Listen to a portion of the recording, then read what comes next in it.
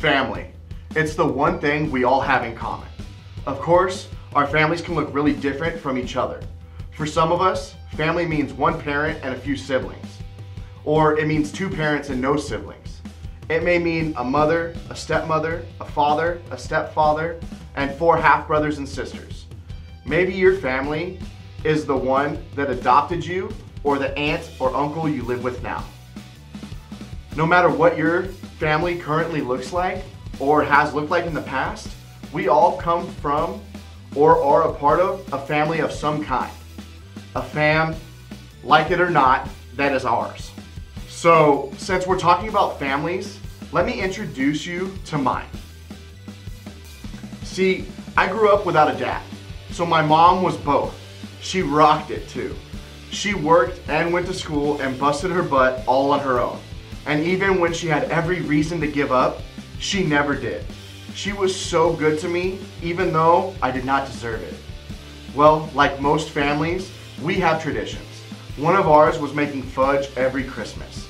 And I would always get in trouble for getting up in the middle of the night and eating too much of it. Now, here's the thing. I know not everyone likes being around their fam. And that's because family can be stressful, unpredictable, and even exhausting at times.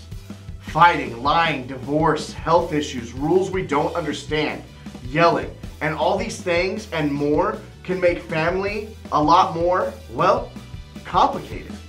Now add faith into that equation. Believe it or not, faith, what each of you believes or doesn't believe, can make things more complicated with your family. Whether you've been a Christian for a long time or this Jesus thing is really new to you, here's what I want you to know. Faith can create tension in your family. Maybe you know this is true because your family is really important to you.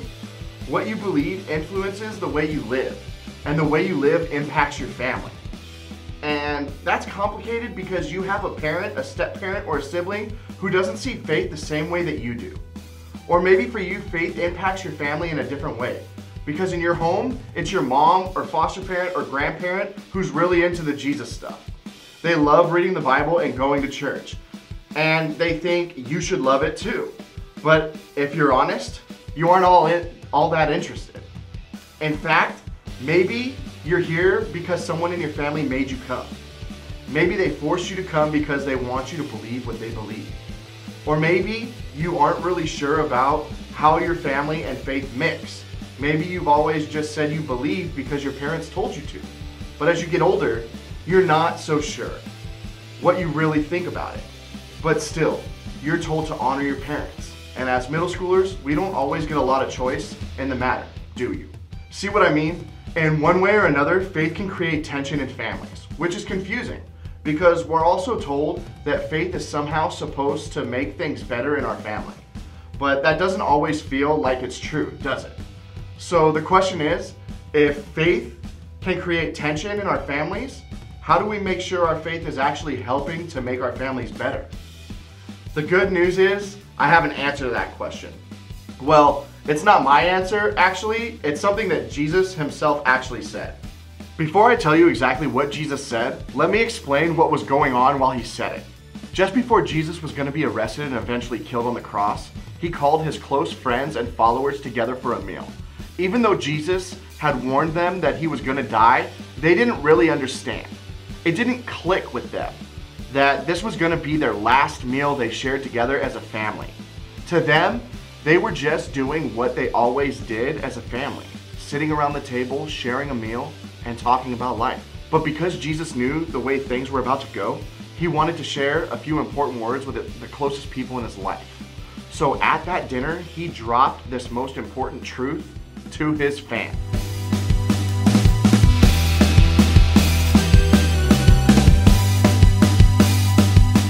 That word, disciples, simply means that you follow Jesus.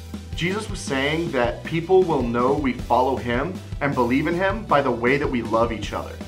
Jesus knew difficult times were coming, that his friends would be scared, persecuted, and even tempted to turn their backs on him. Yet, when it all came down to it, Jesus took this one last opportunity to remind them that loving each other was the most important thing that they could do. Loving each other was the way that they could show the world that they believed in Jesus. Loving each other was the way their faith could make an impact. And you know what? I think the same could be true for our families.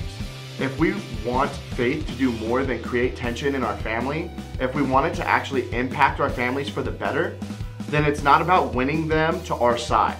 It's not about convincing each other to believe the same thing or arguing about what's true or what's right.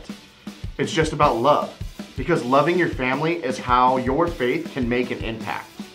Of course, this isn't always easy. Loving your family the way Jesus asks us to can be really difficult. In fact, some days, it may be the hardest thing that you're called to do. A few years later, God led a guy named Paul to write a bunch of letters to churches to instruct and encourage them in their faith. In one of his letters, Paul laid out for them and us exactly what it looks like to love others.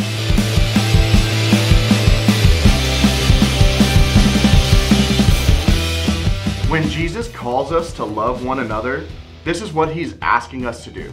To be patient, kind, humble, respectful, and selfless. To not get upset easily or hold grudges. To protect and trust and hope. And stick it out with the people around us. To love our fam the way Jesus calls us to love them. You see, loving your family is how your faith can make an impact. Love is where it starts.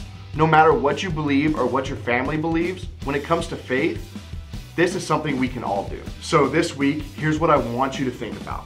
What does it look like to love your family? Whatever it is, give that a try this week. And to help you not get overwhelmed, start by picking just one. Pick just one of the many ways you can show love that Paul listed in his letter. Start there. Focus on that one. And you will see that love is how our faith makes our family better. Because honestly, love is what changes people. Love is what faith is all about. And even if it doesn't change them, it can change you. Remember, loving your family is how your faith can make an impact. Have a great week, guys.